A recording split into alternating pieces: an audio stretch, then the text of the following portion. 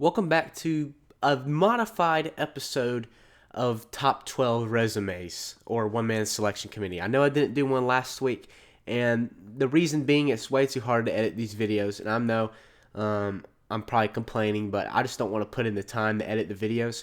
So, what I'm going to be doing this week is you're just going to be seeing a pretty much basic screen, and I'm going to talk for a lot longer in a lot more detail, and there's not going to be much to watch. So I would suggest, putting this in another tab and listening to it while you do something. Or I suppose I'm going to put this on Soundcloud or something so you can listen to it maybe when you're driving in your car or something like that. Yeah. So this week, I'm also changing it a little bit. I'm not making a top 12 this week because it's simply too hard to rank all these 12 teams fairly without having any bias. And I understand now why the committee decides to use the term best 4 teams, because it really is hard to rank the teams fairly without any bias and without putting in input to which team you think is better. So therefore, I'm only going to talk about scenarios to the playoff, and I'm basically just going to talk about the 3 teams that have the best chance to make it if Georgia loses to LSU on Saturday. Now, if Georgia were to beat LSU, which I think that's a good chance of happening, some might not, but I think it's possible. If Georgia were to beat LSU, then we're going to have the exact same top 4 we have right now. It's going to be Ohio State, Clemson, Georgia, LSU. And Georgia would probably end up playing Clemson, and LSU would probably end up playing Ohio State, which would make a really exciting playoff. But if Vegas is right, which usually they are, if Vegas is right and LSU beats Georgia, then we're going to have a discussion between the Big 12 champion and Utah if they can knock off Oregon. So we're going to break that down right now. So we have Oklahoma, Baylor, and Utah. And Oklahoma beat Baylor barely. They're down 28-3, but they did beat the Bears a couple of weeks ago. And Utah just has a weak resume right now. Utah does look really good. They've been beating everybody pretty soundly, but the resume is weak. They don't have any current top 25 wins against any team that the committee has in their top 25. The only team that they've played in the committee's top 25 is USC, and they lost. So it's going to be difficult, to say, okay, well, we can put Utah in just because we think they're better. Well, they haven't really proven that they're better than Utah or Baylor. So I want to go ahead and say, let's just say Oklahoma beats Baylor. So Oklahoma would have a top 15 win according to FPI, not FBI.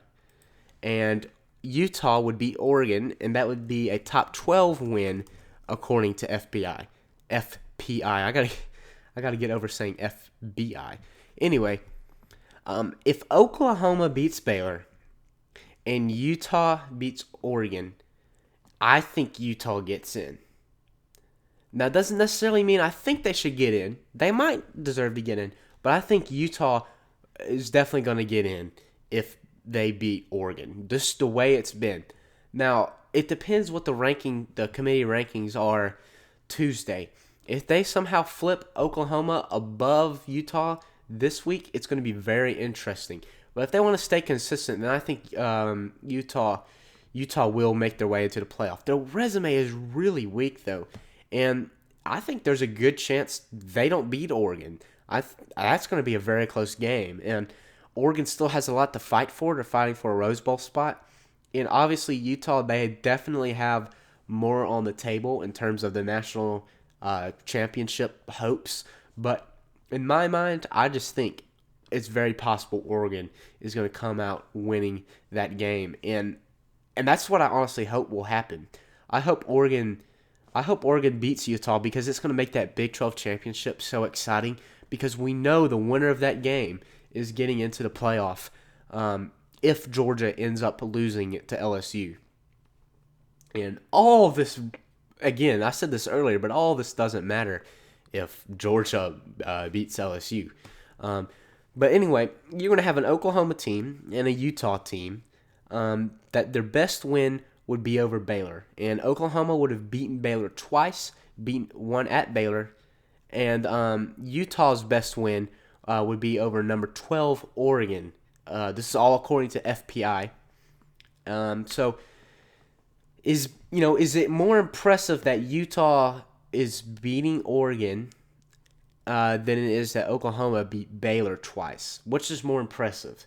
And if you're just looking at that, I think it's probably that's really tough. It's going to be so close. I can't really decide between Oklahoma and Utah. One thing I will say is Oklahoma has had a couple close calls, or a lot of close calls this season. They very easily could be not 11-1. If you look at Utah, it's not very easy to make Utah any less or have any more losses than they have already. They've won every game fairly convincingly. The second closest game they had was at Washington, was a 5-point win, but they led 33-21 late in the fourth quarter. Utah's won every game very convincingly, but they did lose to USC, and I just don't like that loss. And I know USC's ranked in the committee's rankings right now, but I just am not a big fan of that loss. It was the fourth game of the season. I think USC just came off the loss to BYU, and that's just not a good look to lose to USC. But ever since then, they've dominated everybody they've played. Washington, they did only win by 5, but Washington is ranked very highly in FPI. And another thing about Washington is, this is kind of going off on a tangent, but Chris Peterson actually just stepped down today. I'm sure you've probably seen the news. But back to what I was saying, are you willing to go with a Utah team that is more dominant against a weaker schedule, or are you willing to go with the Oklahoma team that is less dominant but played a little bit tougher schedule? It's hard to judge. Oklahoma has a worse loss than Utah's loss. They lost at Kansas State. Utah lost at USC.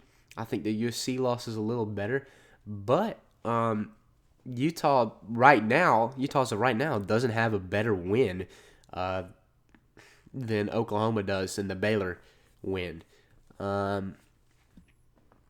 It just all depends how the committee sees the Utah-Oregon game and how the committee views Oklahoma beating Baylor.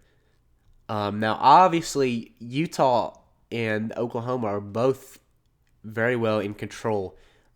If either of these teams dominate their opponent in the conference championship, I think that will automatically put them ahead of the other team, unless they both dominate. And if they both dominate, I think the edge should go to Oklahoma since they played a tougher schedule. That's just my opinion. Oklahoma does have a tougher schedule. They could have had more losses, but if they come in and they just dominate Baylor, I think it shows that they're ready to be in the playoff. And since they had a tougher schedule than Utah did, I think Oklahoma deserves the spot. Now, switching things up a little bit, let's say Baylor beats Oklahoma. So what happens if Baylor beats Oklahoma? Well, Baylor has also had a lot of close calls, and they've had a lot of close calls to bad teams. They won by 3 against West Virginia, went to overtime against Texas Tech, and went to overtime with TCU. And that's, that's a lot. Baylor could easily be 8-4 right now. They're not, but they easily could be 8-4, which is very interesting. Now, I don't think they're going to beat Oklahoma, but if they do, it's going to be hard because the only team they've lost to is a team they just beat. So how are you going to put a team that has beaten every team they've played over a Utah team that's not going to have as good of a win over? I don't think beating Oregon is as impressive as beating Oklahoma. Now, obviously, the agenda would be if Baylor beats Oklahoma, well, Oklahoma's terrible. and it kind of sucks that it's like that. But I think Baylor or Oklahoma, or any of these three teams we're talking about, Utah, Baylor, or Oklahoma, if they dominate in their conference championship game, and Utah or any of the other teams don't dominate, I think the team that dominates gets in. So what these teams really need to do is just be impressive. And that's probably not going to happen. So let's just say both the Big 12 championship and the Pac-12 championship are close games and, not so convincing. Let's just say, 7 to 10 point win for, in both conference championship games. I think you go with the team that played the hardest schedule. You've got three, or you would have two 12-1 teams. Just go with the team that played the hardest schedule, and the team that played the harder schedule is Oklahoma or Baylor. Oklahoma or Baylor, both those teams played harder schedules than Utah. So I would have to go with either Baylor or Oklahoma, and I think come Selection Sunday, I think we're going to be seeing Oklahoma and Baylor make a strong push towards the playoff. So moving on a little bit, I was thinking about how many teams can theoretically still make the playoff as of right now. There's only one week left in the season, conference championship week, but how many teams can theoretically still make the playoff? You got the top four right now. All those teams can theoretically make it. You have number 5, Utah, Oklahoma, that's 6, Baylor, that's 7 teams. And, if real craziness went down, let's just say Virginia lost to Clemson and LSU beats Georgia, we're getting another team in there.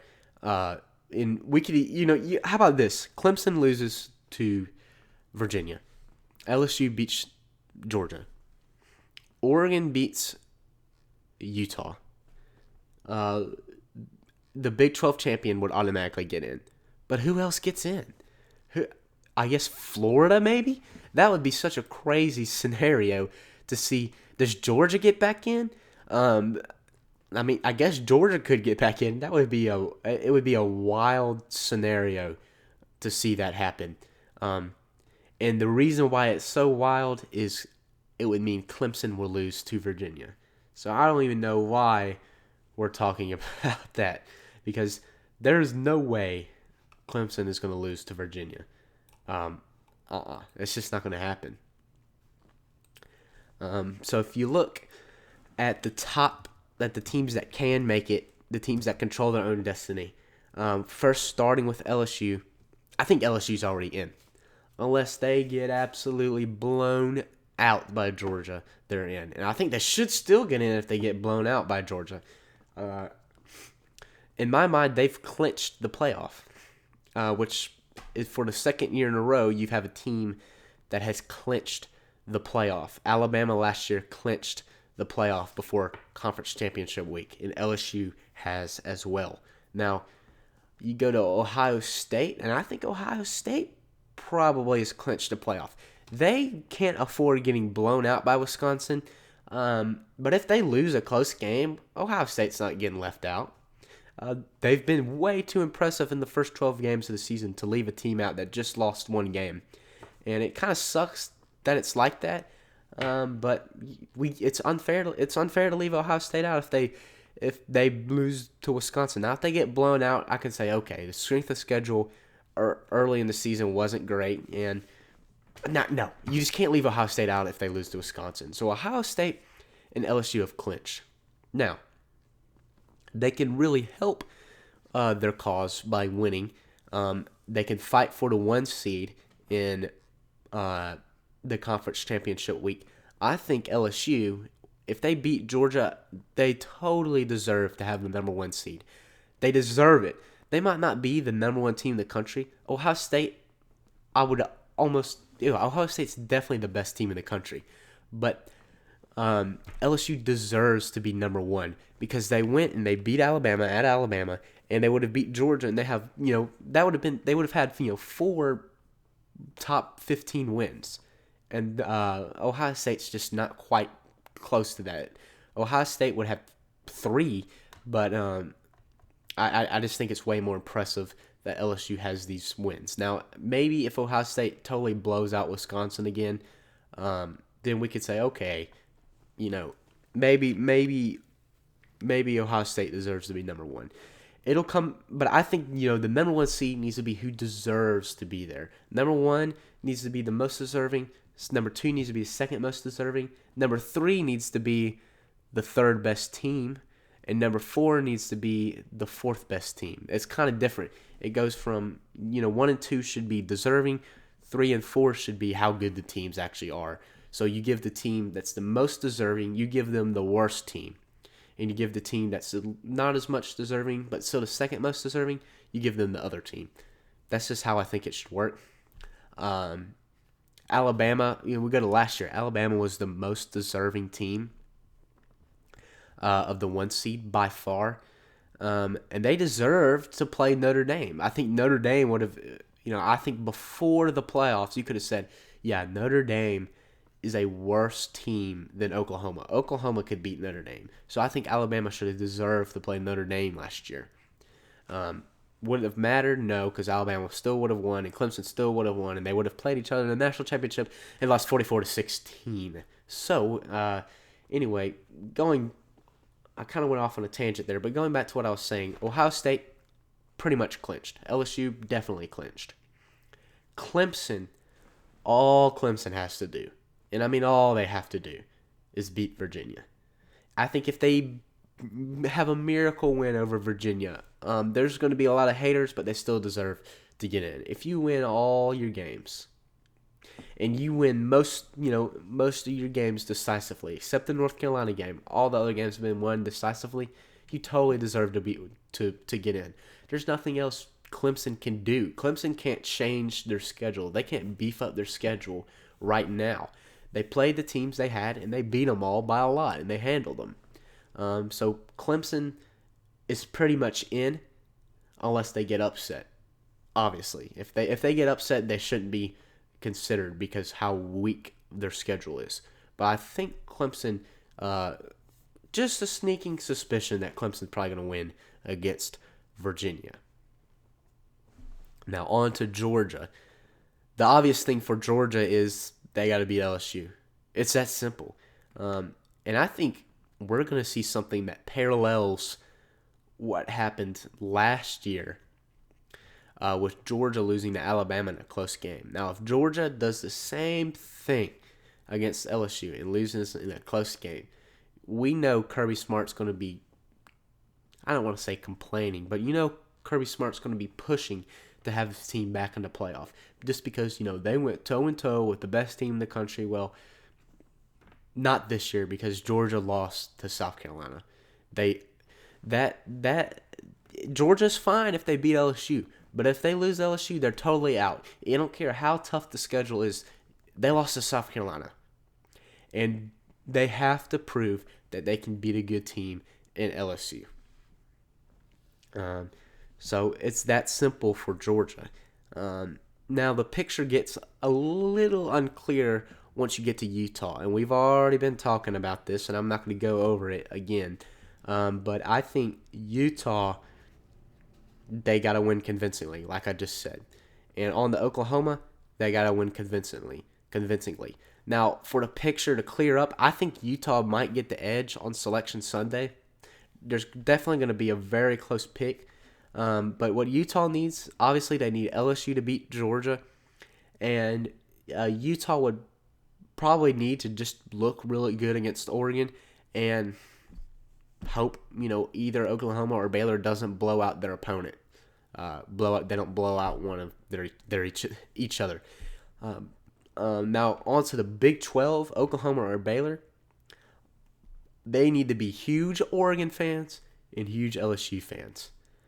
If LSU wins and Oregon wins, the Big 12 championship is going to be a lot of fun because it's going to be a literal playoff game, which is, it's fun that it works out that way. It doesn't quite work out that way every year, but, this year we technically have 2 play-in games. For the most part, play-in games. We're not quite sure Oklahoma, Baylor, but it could be. and we know for sure LSU Georgia is a play-in game. So other than that, I mean, you've got 7 teams right there that could potentially make the playoff, and I don't think any other team has a shot. I mean, Wisconsin has a bad loss.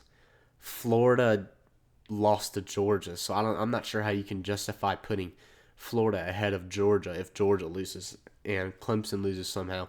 Again, like I said, Clemson's not going to lose, so I don't think it matters. There's 7 teams that can make the playoffs as of right now. Yeah, the most likely scenario is going to be LSU with the 1 seed. Or actually, I suppose the number 1 seed would be Ohio State. Number 2 would be LSU. Number 3 would be Clemson. Number 4 would be Utah as of right now. And that would be probably the most lopsided playoff ever. You have a Utah team, and then you jump up a huge tier to the top 3. The top 3 is really, really good, and then you drop way down to number 4. And that's what it's going to be like this year if LSU beats Georgia. And if you're a college football fan and you want a good competitive playoff, you want Georgia to beat LSU because you're going to have 4 really good teams. Georgia obviously will probably be the worst team in the playoff. They still probably wouldn't get the 4 seed just because of the head-to-head. They'd probably put LSU at 4. But that would be the most competitive playoff scenario possible this year. And if Utah or Oklahoma or Baylor gets in the playoff and they play Ohio State, I mean, come on. We know Ohio State is going to crush both of those teams. Look is Utah really that much better? And is Oklahoma really that much better? And is Baylor really that much better than Michigan? Are they really?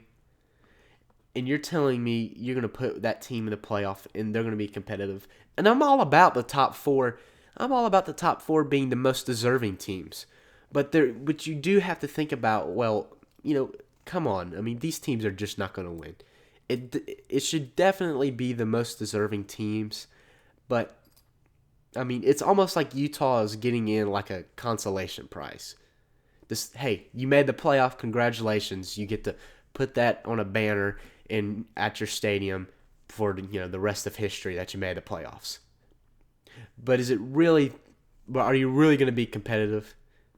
And this is probably going to be a hot take, because Utah's probably going to beat Ohio State now that I say that. And it would be a glorious upset.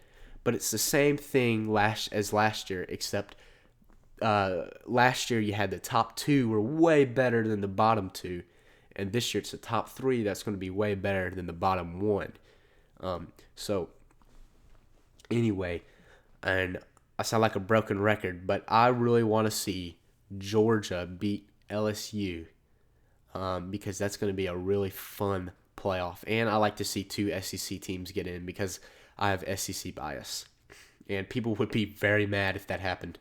But I think LSU has clinched the playoff, oddly enough. And that's something that I did not expect to happen. Starting about that, I mean, who expected LSU to be making a run for the playoff? We knew they were going to be good this year, but man, it's happening. It's already happened. LSU is going to be in the college football playoff this year, which is, as a college football fan, it's awesome. As an Alabama fan, it's not awesome because that means they beat you. So, yeah, I don't know what to think. It's a weird world. I would be really excited to see who's going to win the championship this year. And if you get Georgia, if you get LSU, you get Clemson, you get Ohio State in the playoff, that's the most even field there's ever been. We really don't know who would be the champion. Ohio State would probably have the odds favorite, be the favorite with the odds and everything, but I mean Clemson easily could win it.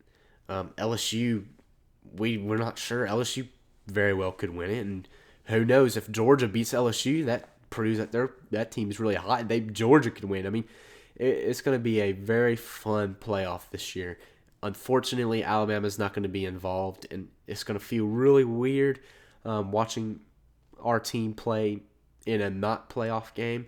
Alabama hasn't finished outside the top 4 since 2010.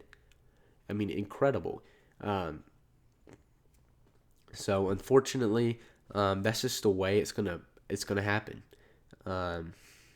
So Alabama's gonna end up playing in either the Cotton Bowl or the Orange Bowl. Alabama's gonna get a New Year's Six Bowl, in all likelihood. It's just probably not going to be the Sugar Bowl because that would either go to Georgia or Auburn, I believe. I'm not sure how that works, but I believe Georgia or Auburn would get the Sugar Bowl. And we're either going to go to the Orange Bowl or the Cotton Bowl. And if we go to the Cotton Bowl, we're playing against a New Year's Six team, which is either going to be Memphis, Boise State, or Cincinnati. Or no, it wouldn't be Cincinnati, I don't think. It'd either be Boise State or Memphis, which would be pretty exciting to see Alabama play Memphis. But as a fan, Alabama fan, I would not want to see that because we'd probably lose. And if we play in the Orange Bowl, we're going to end up playing against Virginia, which is cool, I guess. I don't know. I just really don't like that the ACC is getting a bid to the Orange Bowl. I think it should be the ACC champion if they're not in the playoff. And they're obviously going to be in the playoff this year. Virginia's might not even be ranked. They're going to be ranked 24th if they play Alabama in the Orange Bowl. But the only plus to Alabama going to the Orange Bowl is we can say that we won the Orange Bowl in back-to-back years. That's the only plus I can think of.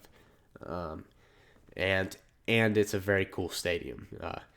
But I don't know. I just there's gonna be a lot of Alabama fans that just do not care about the game, the bowl game, and I think it's likely Alabama's gonna lose because I just don't think I'm not sure Jerry Jeudy or maybe even Henry Ruggs or Devontae Smith are going to want to play in this game. And understandably so. I mean, they have NFL careers on the line, and this game really doesn't mean anything. I'm not going to blame them for it. It's the way they, you can't blame a guy who's about to get a lot of money playing professional football. You're not going to blame him for sitting out a meaningless bowl game. Because you saw what happened with Tua. He got injured, and now his draft stock went way down. These guys, I don't blame them. But unfortunately, it just all things point to Alabama losing in the bowl game. Now, I know our last multiple loss regular season, we actually dominated Michigan State in the Citrus Bowl, or the Capital One Bowl it was at the time. But I just don't see that happening this year. I'm usually way too optimistic as an Alabama fan, but I'm just being truthful here. I just don't think we're going to be able. I just think the bowl game is going to be very ugly. But I wish Alabama was in the playoff discussion this year. But if we played Ohio State, I mean, come on, we would get dominated by Ohio State or Clemson or LSU. I just don't want to play, especially don't want to play LSU again and get beat by them again and have Ed Orgeron talking all this junk even more. I think we just gotta wait till next year till we, get everybody regrouped and reloaded and win at Death Valley next year. So, I think it's a good thing that Alabama's missing out this year. I sure got complacent last year before we lost to Clemson. The complacency grew. So this is really going to make me not complacent. It's going to make me, Alabama. It's just going to make me, as an Alabama fan, want to win every game by more and more. So yeah. So I'm just going to wrap up the podcast here. That's about it. And I'm always terrible at ending these podcasts or any video. This is probably a bad format for a video. I just wanted to try it out. I just wanted to get something out quick. And this is really easy for me to do, and I could probably do this every day if I wanted to. Obviously, I'm terrible at talking. It's probably impossible to follow this, but I hope you enjoyed the video, and just let me know if you did. So, yeah, bye.